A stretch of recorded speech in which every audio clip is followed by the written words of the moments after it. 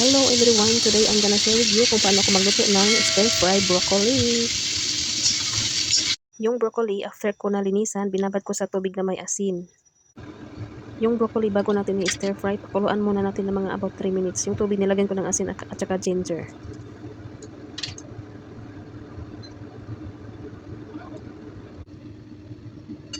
Sa pakuluan, i-drain ito, and then hugasan, or ibabad sa tubig na may ice para hindi ma-overcook yung broccoli.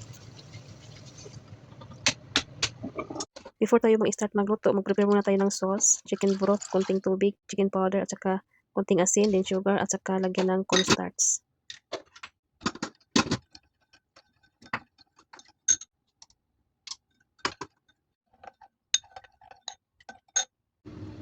Mag-start na tayo magluto. Maglagay tayo ng mantika sa kawali, maglagay ng ginger. Fry lang ng konti ang ginger, and then ilagay yung broccoli. Mabilis lang ito lutuin. Simple and easy to cook.